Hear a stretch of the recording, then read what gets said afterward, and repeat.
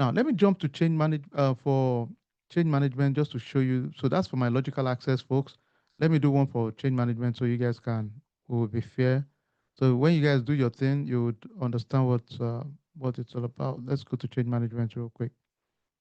For my change management guys, ladies, let me open it. You see what it looks like real quick for one of the controls. In the change management, ladies and gentlemen, the whole idea is that all the changes the organization have made in the year or whatever time period, we can take a look at it and say, okay, for change management, we want to make sure. Now, one thing I will call out here, everybody take note here. If you notice here, they ask what type of changes. Ideally, when I do change management, you know what I always try to do? I want to see if there's a lot of emergency changes here. Let me ask you all, if I look at these changes, let's filter. Let's say I see a lot of emergency changes. What comes to your mind? Out of a change of, let's say, 30, I'm seeing 10 emergency change. What comes to your mind here, ladies and gentlemen? What do you think we should? Let me see your thoughts. Absolutely, I would agree. Now, it might not be an exception, but it's a red flag. Definitely a red flag because I'm worried out of 30 changes you've made in the year or whatever number. 10 is emergency. That's almost a third of your changes are emergency changes. Now, it doesn't mean there's an issue. It simply means it's a cause for concern that you need to clarify. We need to talk about this. So tell me, what is triggering emergency for the last fiscal year? They need to give me some information around it, right? So I need you to come up with some thinking around that. So if you look at their sample here, we selected 5 in terms of the sample, right?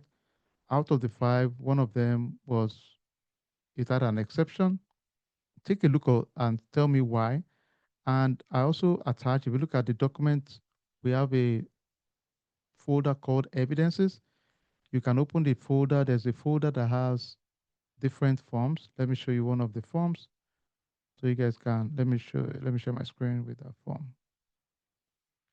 And this is what most of those environment looks like. Anyway, they'll give you their samples, then you would have to use your judgment and that's why walkthrough is important because the walkthrough would have showed you what each of those document looks like.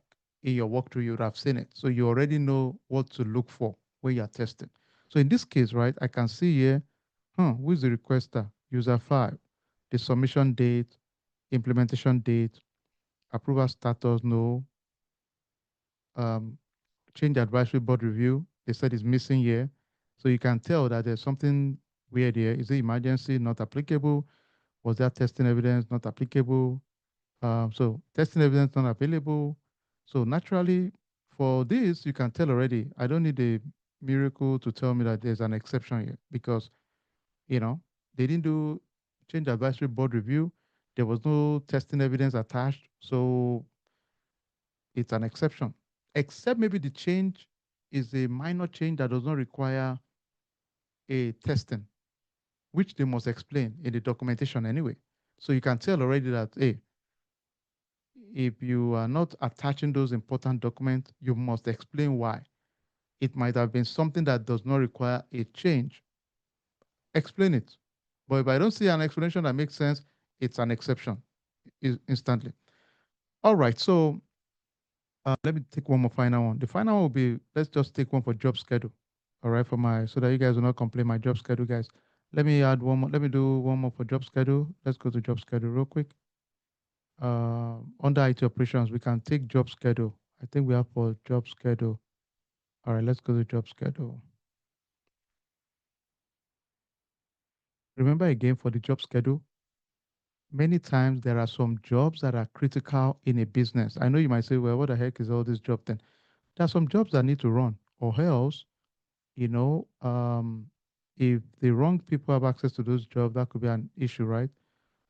So that's a big one out there. Let's see. Uh,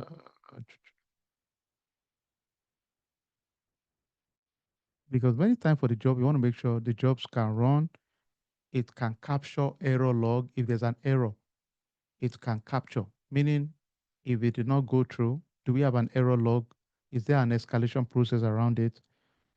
Does it trigger an alert? So those are the things I'm expecting to be there in that documentation. So let me show you guys an example of a population of different logs. Let me show you real quick. So this is a job log. This is a population of different jobs. Each of these job might mean something else. It doesn't matter, but they've given me all the list of critical jobs. So I know, so I'm checking, okay, they're executed.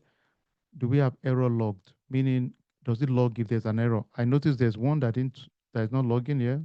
It says yes. So this is probably going to be an exception looking at this. But anyway, on the sample, you can tell here, if you look at the work plan, there's one exception here, and you can see the reason why there's an exception. Check escalation record for failed jobs. So if the job fails, if I'm trying to process payroll and it fails, do I know? Even if it's processing an email. Imagine you sending an email and there's nothing to show you message sent. It might go through, but you'll be frustrated and it makes no sense. I mean, how do I know if it went through or not, right? So it's a big deal. So those are the kind of things we're just making sure we check, okay? So anyway, and I'll be going around the rooms if you have questions. So I want us to, your assignment is simple. Each of the templates you have, we have an idea of the exception. I need you to take a look at everything, look at the evidences attached to it. Then I'll send you prompt to write report for each one of them for change management, IT operations, job schedule, batch processing. So you have something to just use to build. Now, when you are building your report, you have to tell me what is the population you selected, what is the scope of the audit.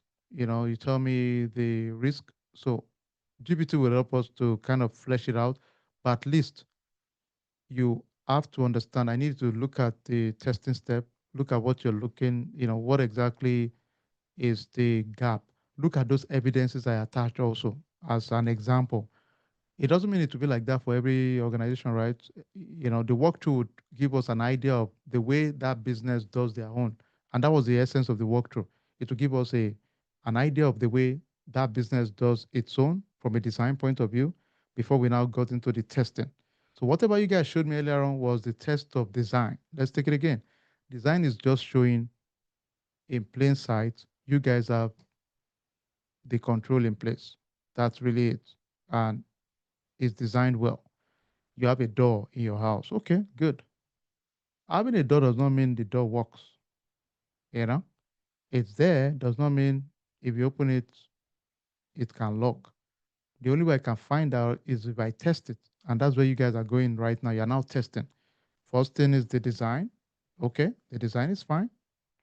The next thing is it working as intended to be designed? That's it. Is it working now? So, all right, let's jump on it real quick. I'll put us back in our group. Somebody said, is this an output log? Okay, you mean for the job schedule? The one, is that what you meant? The Excel. Yeah, for the job schedule. So, many times, yes, it's an output log. So, if you, it depends on the testing. Sometimes I want to check access to the job schedule, meaning who can make a change to my job schedule. I hope it's not a lot of people. Sometimes I want to check for each of this job, do we have error log? A log of error, meaning if it runs, does it generate a report that there's an error or not? And many times, there are three elements: input, transmission, and output. Input is you're sending me an email, right? You input your data. There's a transmission, then there's an output. If you send me an email and there's nothing like message sent, or if it didn't go through, so nothing like error, that, oh, there's an error. So you can imagine the frustration in terms of reconciliation. I can't reconcile the process because I don't know if it went through or not. So imagine if I send it, what do you, payment, to somebody's account, I don't get confirmation. I don't know if it's an error. That's a gap in terms of reconciliation. So, okay. All right. Let me put you back to your thing and I'll go around. We'll do it for 30 minutes, then we'll jump to the class for today. Sorry, I had to sneak in IT audit for it today, just because we can leverage it also. All right, let's quickly get you guys back, and I'll see you guys in 20 minutes. Just go through each one of your documents, then I'll send a report to summarize the findings, but understand the finding. I need you to go through it, go through each of those 5 samples for every group, and look and say, why is this one an exception? All the exception, I want you to make sure you say, this is the reason. Oh, does it make sense? Okay, this is the reason there's an exception, because that's an indication of what you can see in real time. On your own, you can go back to the population and find more exception if you want to, because the population has more exception. I just intentionally selected one so that you can see there's one exception or one issue. If you go to the population, there are more issues you can find there.